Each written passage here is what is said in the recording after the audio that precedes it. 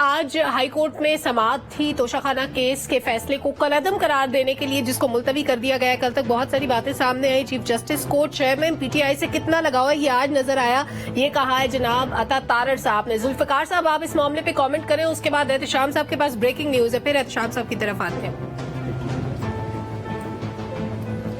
جی میں سمجھتا ہوں کہ اسلام آباد ہائی کورٹ نے جو گفتگو ہوئی، جو آج سپریم کورٹ کے اندر ہوئی، اور اس کے بعد کچھ چیزیں واضح ہو گئی، اور کل اتفاق سے جمعہ بھی ہے، تو آپ کو پتا نا جمعہ کس کے لیے اچھا اور کس کے لیے ذرا بھاری ہوتا ہے۔ تو وہاں پہ وکلا نے یہ بھی کہا کہ جی کل جمعہ ہے، کل رہنے دیں، جمعہ ذرا تھوڑا مشکل ہی ہوتا ہے، لیکن اس پہ سپریم کورٹ نے تو واضح اپنے ریمارکس کے اندر جو اشارہ دیا ہے، اس سے پی ٹی آئی کے جتنے وکیل ہیں وہ سارے کے سارے ہوپ فل ہیں کہ کل چیئرمین پی ٹی آئی کو آزادی مل جائے گی۔ لیکن ساتھ ہی ساتھ آپ کو اطلاع مل چکی ہوگی کہ ایک لمبی چوڑی لسٹ ہے اسلام آباد پولیس کے ہاتھ میں کہ کس کس مقدمے میں دوبارہ ان کو گرفتار کیا جا سکتا ہے اور انویسٹیگیٹ کیا جا سکتا ہے۔ اس کی اجازت لکھ پڑھ کے مل چکی ہے، آلریڈی وہ تیاری ہو چکی ہے۔ اب دیکھنا یہ ہے کہ جس طرح آج کھوسا صاحب نے، بابر اعوان صاحب نے یا باقی لوگوں نے دعوے کیے کہ چند ہی گھنٹے کے بعد چیئرمین پی ٹی آئی رہا ہو جائیں گے، یہ میں سمجھتا ہوں کہ ایسے جو دوست ہوتے ہیں نا، یہ دشمنوں والا کام کرتے ہیں۔ یعنی پہلے یہ بات کر کے مخالفین کو یہ موقع دے دیتے ہیں کہ وہ اس پہ نیریٹو کھڑا کریں، دیکھیں جی انہوں نے تو پہلے ہی کہا تھا کہ چند گھنٹے کے بعد ہو جائے گا۔ اچھا، دوسرا پہلے سے مخالفین تو موجود ہیں کہ جو چڑھائی کورٹس کے اوپر کر رہے ہیں، خود ان کو ریلیف مل جائے تو ٹھیک ہے، کسی دوسرے کو ملے تو بہت بری بات ہے۔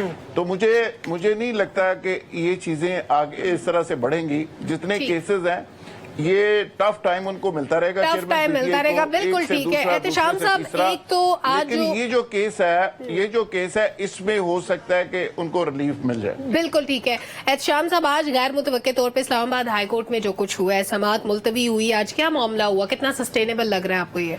دیکھیے، پہلی تو بات یہ ہے کہ جو ہم بات کر رہے ہیں کہ آج کہا گیا ہے کہ جی کل جمعے والے دن پھر آپ رکھیں گے، تو جمعے والے دن تو پھر 3 ممبر بینچ تو نہیں ہوتا ہے، وہ تو سنگل بینچ ہی کام کر رہا ہوتا ہے۔ لیکن وہ کہہ رہے ہیں پھر آپ کہتے ہیں عدالتیں لگتی ہیں، انہوں نے کہا آپ کے لیے ہم کر لیں گے، ٹھیک ہے۔ دیکھیں، آج سارے معاملے میں جو ڈاکٹر صاحب معاملہ خراب ہوا نا، میرا خیال ہے پی ٹی آئی کے وکلا نے اس سارے معاملے کو خراب کر دیا۔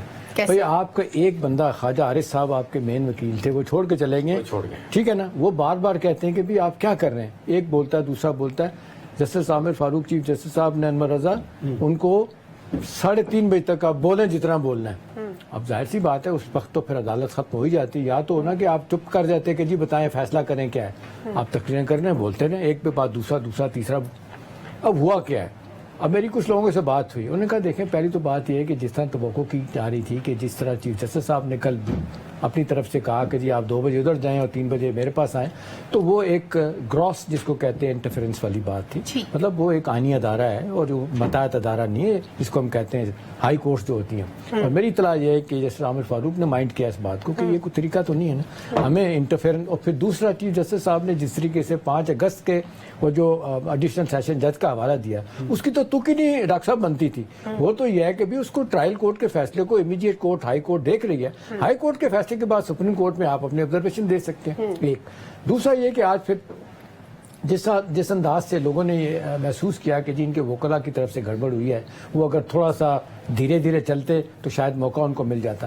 میرا اپنا خیال ہے کہ جی تھوڑا سا یہ چیف جسٹس صاحب کے لیے امبیرسنگ ہوگا۔ کچھ لوگوں کا خیال تھا کہ فوری طور پہ وہ کوئی نہ کوئی ریلیف دے پائیں گے، نہیں دے پائے، اور 3:30 بجے تک جس طریقے سے پروسیڈنگ چلی ہے اسلام آباد ہائی کورٹ کی، وہ یہ بھی نہیں کہہ سکتے تھے کہ بھئی کیوں کی گئی ہیں اتنی لمبی۔ میرا خیال ہے لوگ سوال اٹھا رہے ہیں کہ شاید ان کو جلدی آج 23 دن رہ گئے ہیں، انہوں نے بڑے فیصلے کرنے ہیں۔ بہت سارے لوگ پی ٹی آئی کے لوگ کہہ رہے ہیں کہ جی ان کی ہمدردی ہیں، ان کی ساس صاحبہ کی وہ ویڈیو آپ کو طارق گہن صاحب کے ساتھ آڈیو، جس میں وہ کہہ رہے ہیں کہ جی ہمارے تو لاکھوں جو ہے نا فالوور ہیں، تو میرا خیال ہے ان کو گھر سے بھی شاید